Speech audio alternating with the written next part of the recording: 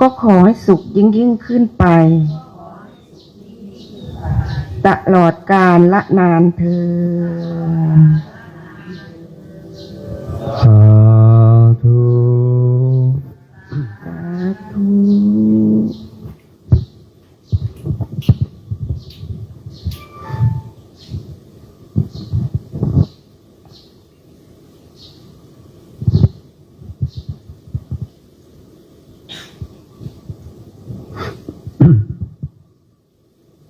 ก็ต้องขออนุโมทนาบุญกับทางศรัทธาญาติโยมที่มาจากทางบ้านนั่นแล้วก็ที่อยู่เป็นพ่อครัวแม่ครัวหลายมือแล้วต่างคนต่างกันซอยกันอย่างเต็มที่แข็งแรงแข็งขันแล้วก็มีบางส่วนคือกันนอนรับทับซิดอย่างแข็งขันคือกันต่างคนต่างคิดต่างคนต่างจิตต่างใจมันคิดโบคือกันมันก็เลยออกมาโบคือกันเฮามันเป็นยังจังโบคือกัน ก็ย้อนว่าเฮากระทำโบคือกันแต่ละคนที่เฮาเป็นอยู่นี่ก็คือผลของการกระทำของตัวเองแต่เมื่อนั้นผู้ใดเฮ็ดให้เฮาเฮ็ดจังซี่เฮาสร้างจังซี่เฮาก็ได้จังซี่ผู้ลางคนเกิดมาบ่อึดบ่อยากร่ำรวยมีมิตรมีบริวารหลายพรั่งพร้อมไปด้วยญาติห่มหอมบ้านศาลหลังใหญ่โภคทรัพย์มากมายมีทั้งยศถาบรรดาศักดิ์ก็ย้อนเขาเฮ็ดเอาเด้โมแมนเป็นน้ำดวงเป็นน้ำวันเกิดพากันไปดูดวงอาตมานี่ก็ดวงดีครับไปมองได้ก็ได้หมอดูเขาถ่วงโอ้อาจารย์ปีนี้ดวงดีพวกคนเก่านั่นแหละใหญ่ไปถ่วงไปยังไงก็คือเก่าสรุปแล้วมันก็ขึ้นอยู่กับอดีตอาตมาอาจจะเคยเฮ็ดมาซ้ำนี่นะก็ต้องยอมรับเลยยอมรับมันเพราะใหญ่ไม่ใหญ่ก็คือกันก็ต้องยอมรับนะในอัตภาพที่เจ้าของเป็นอยู่ในขณะนี้นะบางคนปราศจากโรคภัยไข้เจ็บบางคนก็มีแต่โรคภัยไข้เจ็บนะ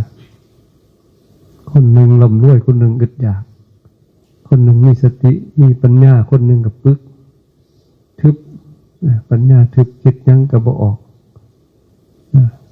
เป็นเรื่องธรรมดาเกิดจากการกระทำของเจ้าของเพิ่งดีและซัวนั่นแหละอุโภปุญญัญจะปาปัญจะยังมัจโจกุรุเตอิทะเป็นว่าเฮาเฮ็ดอันใดใดทั้งบาปและบุญทั้งสองอย่างสิเป็นเครื่องติดตามเฮาไปมันสิไปใช้มันก็นำไปเข้ามาจังสี่ก็ถือว่าเข้ามาฝังคุมทรัพย์ไว้ในพุทธศาสนาเป็นคุมทรัพย์ที่มั่นคงคนสมัยก่อนในเวลาเขาจะฝังคุมทรัพย์เขามีทรัพย์มีทองคำมีเงินมีคำหลายๆเขาจะใส่ไหคูดดินลงไปฝังไว้ลังเทียฝังไว้ใกล้น้ำไหลน้ำกระเซาะตะลิงพังทรัพย์สมบัติเหล่านั้นก็สูญสลายไป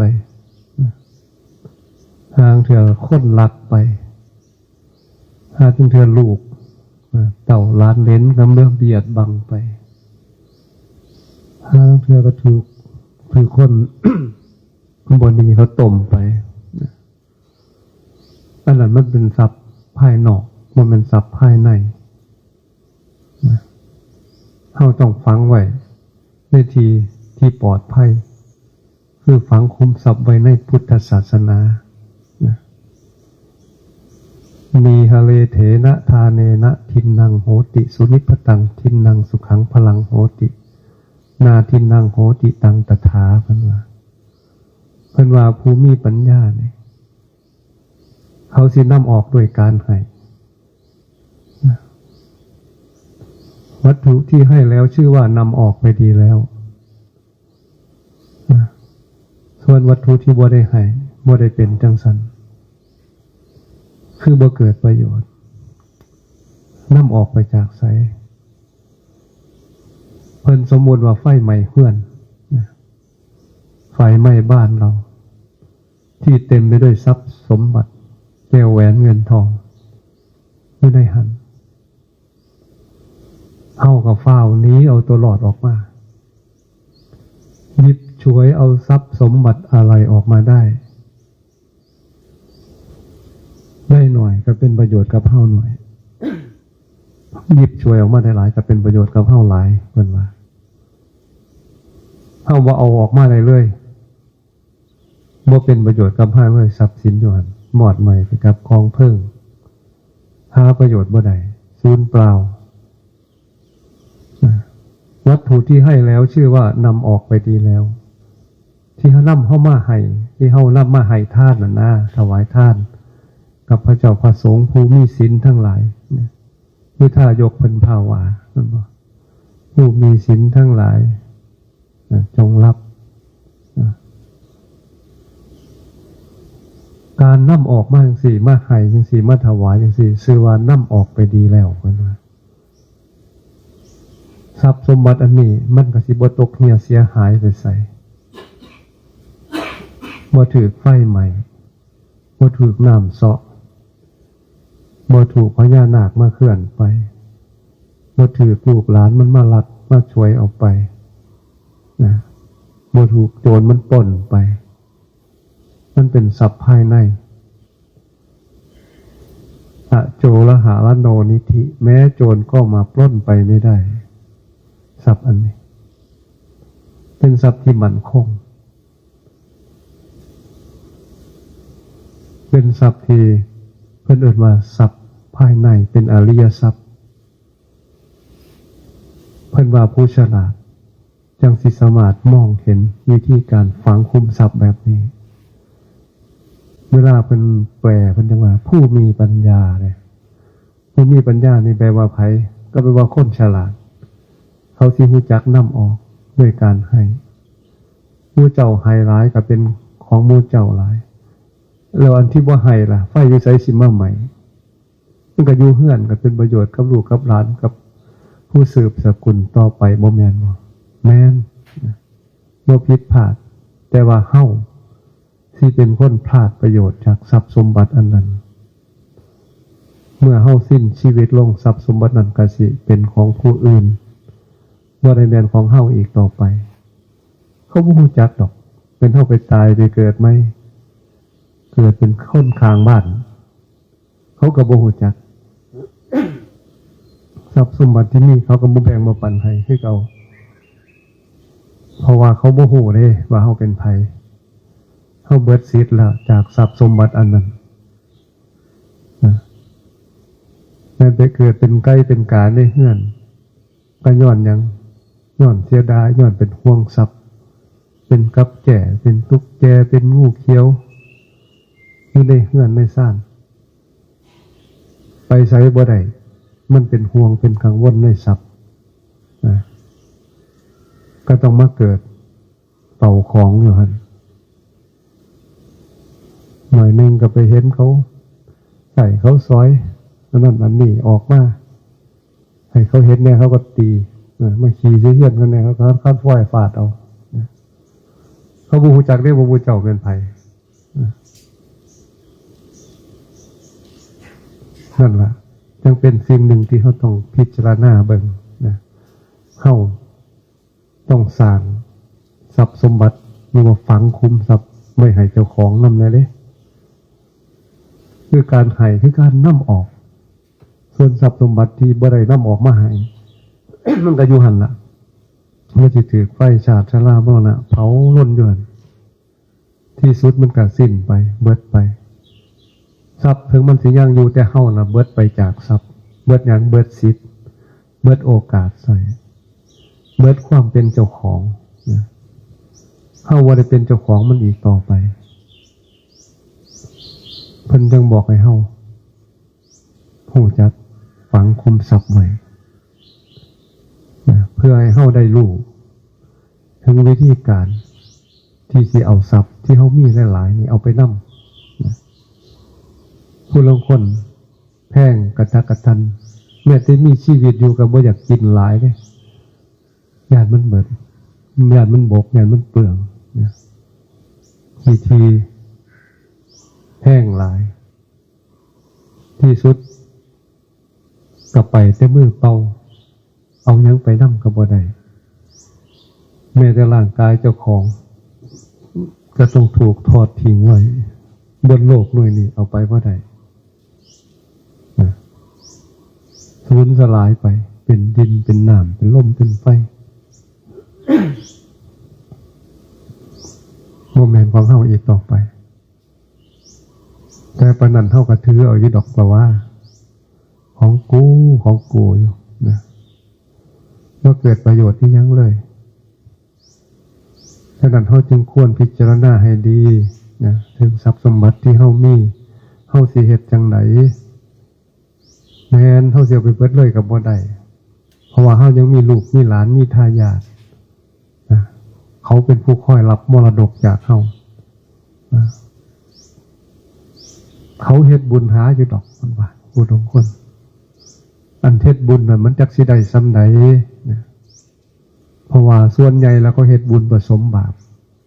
นะทำบุญผสมบาปบุญที่มันเกิดขึ้นมามันเป็นอย่างไรบุญผสมบาปอาจสิเกิดมาร่ำรวยอยู่แต่ว่าร่างกายผสมประกอบจังซี่นะบ่สามารถที่สิใช้ทรัพย์ได้อย่างมีความสุขเนื่องจากว่าเจ้าของผสมประกอบหรือว่าสิเต็มไปด้วยโรคภัยไข้เจ็บมีเงินหลายอยู่ก็จริงหากมีโรคภัยไข้เจ็บไปนั่นมานี่ก็บ่สะดวกรถก็คันข้ามอยู่แต่ว่ามันหักไปแล้วมันก็บ่สะดวกบ่สบายหมู่เขาลงรถไปยางย่อยๆหากินหาเที่ยวนั่นเจ้าของได้ใส่รถเข็นไปจังซี่ลงรถคันข้ามอยู่คือกันเป็นเจ้าของหอดรถพร้อมพุ่นล่ะก็ย้อนเนี่ยก็ย้อนว่าเฮ็ดบุญผสมบาปเมื่อมันให้ผลมันให้ผลปนกันมาจังซั่นน่ะคือเฮาวานเขาซุมื้อเห็นบ่เขาแกมหญ้าถึงกินเขาถึงกินได้หญ้าปนกันนี่นะเฮาปานนกซุมื้อนี้มันง่ายมันสบายบ่ได้ดำเอาคือเก่าพากันไถขาดวานเลยอีหยังขึ้นปนอยู่กับยาหัวมันอันนี้กำลังแรงกายหลายกับไข้แน่ไปตัดย่ำหญ้ามันออกดอกแล้วไปตัดให้เขามันโป่งใหม่หญ้ามันก็ขึ้นบ่ทันมันเพราะว่ามันเป็นต้นแก่แล้วมันมีหมากมีใบแล้วมีดอกแล้วแต่ว่าผู้บ่มีล่ะบ่มีผู้ไปเฮ็ดให้ละมันก็ได้กินข้าวสารแกมยาแล้วนะเป็นจังซั่นวิธีกรรมวิธีการของการเฮ็ดไผเฮ็ดหน้าของเฮาซุมื้อนี้ก็ปรับเปลี่ยนไปบ่คือแต่เก่านะความอบอุ่นสมัยก่อนเฮ็ดหยังมีหมู่มีคณะตีเข่าที่กี่มวนแต่เด้ไปซอยกันรอบนั้นรอบนี้หน้าผู้นั้นหน้าผู้นี้ผมบ่ได้จ้างกันหรอกบ่ค่อยได้จ้างกันทีหากันเพิ่นว่ากินเหล้าไห้ไก่โตกันม่วนกุ๊บนะความรู้สึกสมัครสมานสามัคคีหักแพงกันมันก็เกิดก็มีแต่ซุมื้อนี้ก็บ่ปานใดนะเนื่องจากว่าเฮามีรถใส่รถเกี่ยวเอาแล่นลงทงนั้นทงนี้ไปก็จบมือเขาว่าล่ะว่ากินกับเอาซ้ำกันหมดว่า ผู้บางคนมันแลนไหวโผดมันแลนสาโผดนั่นนะบ่ถือใจจักเถื่อหลายอย่างที่เฮาพยายามที่สิแก้ไขหรือว่าปรับเปลี่ยนให้มันเข้ากับยุคกับสมัยแต่เฮาก็ละเลยประเพณีวัฒนธรรมของเฮาทิ่มไว้ข้างหลังหลายเติบอยู่เด้ลูกหลานเฮาก็เลยสิกลายเป็นคนบ่มีมรดกทางวัฒนธรรมย้อนเฮาพากันละกันทิ่มไปเรื่อยเฮาบ่ส่งต่อนะการส่งต่อคือเฮ็ดวิธีไหนเฮาเฮ็ดเป็นตัวอย่างให้เขาเห็นพาลูกพาหลานเฮ็ดเขาสิถือเอาเป็นแบบเอาเป็นอย่างนะแต่เฮาก็เป็นผู้พาเขาละพาเขาถิ่มเสียเองนะมันยากบ่เฮ็ดดอกอันแบบนั้นเฮ็ดจังซี่ซุมื้อนี้สมัยใหม่อ้างสมัยใหม่ไปเรื่อยนะแม้ตั้งแต่เฮานี่ เฮ็ดบุญแต่ละเทื่อนี่สมาทานศีลผู้ละคนก็ว่าไปซื่อๆได้บ่ฮู้จักหรอกว่ามันหยังนะปานาติปาตาก็ว่าไปอทินนาทานามันว่าไปเข้าใจบ่ว่ามันหยังมันนะโอ้โหเป็นนกแก้วนกขุนทองพ่อเป็นพิธีนะจะงานศพแล้วใหญ่เที่ยวรับศีลเดือนถึงเสาถึงแรงปฏิจูดที่จี้กันก็ยังไปรับศีลอีกอยู่2 รอบ 3 รอบจะไปเฮ็ดเฮียเสียใสเที่ยวขอเอาแต่ศีลอยู่หากว่ามีศีลพ่อตัวกินเหล้าอยู่กับว่าน้ำมูเสยอยู่สุราเมรยะมัจจปมาน้ำมูเสยอันนั้นคือความบ่เข้าใจเพราะนั้นเราต้องเอาไม้ดิคันอยากเป็นผู้รับหรือว่าเป็นผู้สืบทอดทางพุทธศาสนาทางวัฒนธรรมเราต้องเอาไม้ปรับปรุงไม้แก้ไขไม้เราไปว่ามานาฬิกาสมบัติไปเรื่อยนะเมื่อนี้ก็ที่นี่ธุระไปอุดรสำนักพุทธฉันเขาแล้วผู้ใหญ่บ้านสิพาไปก็คงสิบ่ได้เว้าอีหยังน้ำลายเราซ้ำนี่ล่ะไม่ถ่ายที่สุดนี่ก็ขออ้างอิงเอาคุณพระศรีรัตนตรัยอันประกอบโดยคุณพระพุทธคุณพระธรรมคุณพระสงฆ์จงมาปกป้องคุ้มครองอภิบาลคุ้มภัยให้พ่อใหญ่แม่ใหญ่ที่มาร่วมทำบุญในมื้อนี้ให้เป็นผู้มีความสุขความเจริญโชคลาภร่ำรวยคิดและปรารถนาสิ่งใดอันเป็นไปโดยชอบประกอบโดยคุณธรรมและก็ขอให้ความคิดความปรารถนานั้นจงพันสำเร็จจงพันสำเร็จในที่ทุกสถานในการทุกเมื่อโดยทั่วกันทุกท่านทุกคนเถิด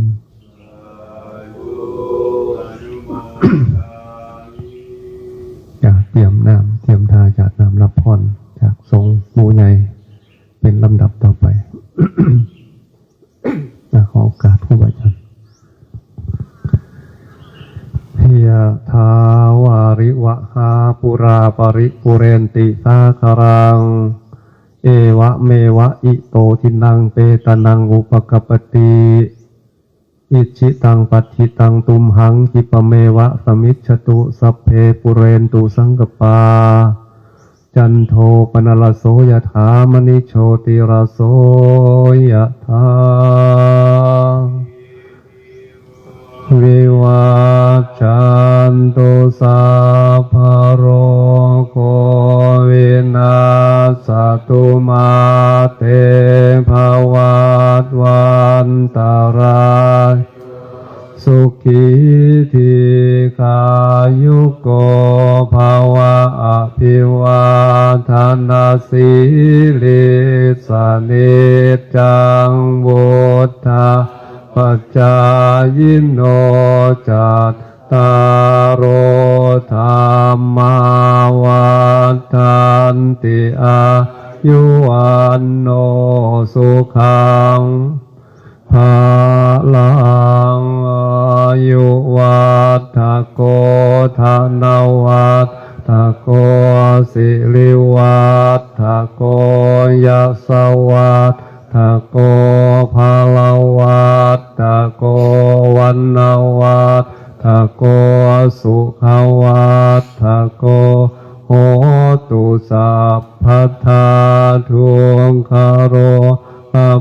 ยา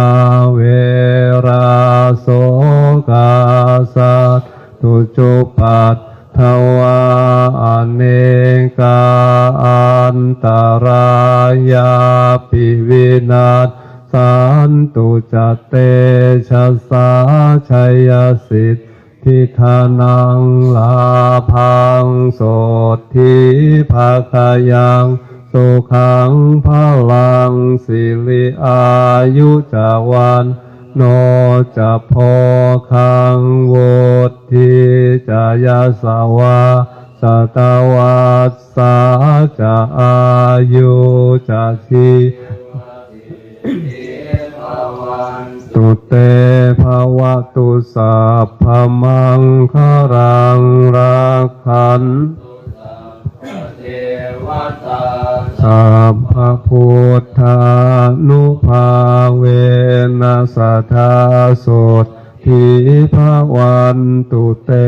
ภวะตุสัพพมังคารังรักขันตุสัพพะเทวตาสัพพะธรรมานุภาเวนัสทาโสทิภวันตุเตภวะตุสัพพมังคารังรักตุสัพพะเทวตาสัพพะสังฆาโนภาเวนัสทาโสทิภาวันตุเตไม่ใช่กราบพระไปตั้งแถว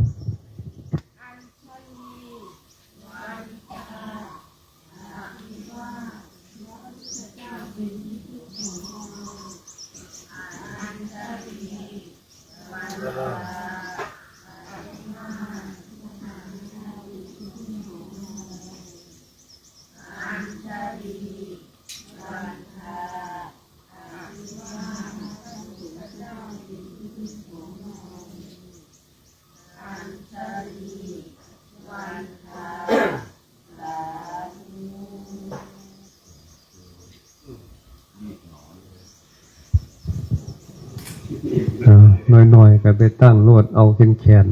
บุญมันยังบ่มีผู้ปั่นหลาย เอาบุญมันค่อยขัดมันหลายคนหลายมันได้ปั่นกันตัวบางทีบ่พ่อมึงเอาหลายโพดกูได้หน่อยอยู่หั่นมัน บ่คักมันนะเอามันเป็นแขนนึงสิล่ะยายมันต้องมาหลายคนว่าเป็นพันสิบบาทแล้วว่าโมเป็นหยังแบ่งพันเก่าๆก็ใส่ได้แบ่งเก่าๆแบ่ง500แบ่งพันมันใส่ได้เบิดหั่นล่ะว่าแต่ใหม่ดอก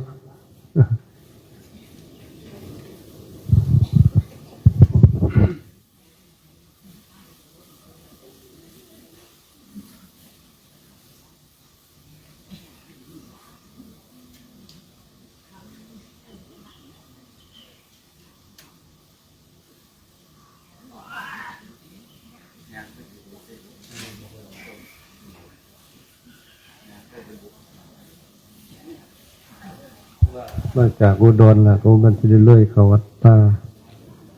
ทำเมยนำบ่คุยกับเจ้าคณะอำเภอไว้แล้วว่าสิไปหั่นไปเคลียร์อาทิตย์ก่อนจังหน่อยแล้วก่อนกลับมาก็สิได้ไปบ้านถ้าให้คือเขานั่นแล้วเบิ่ง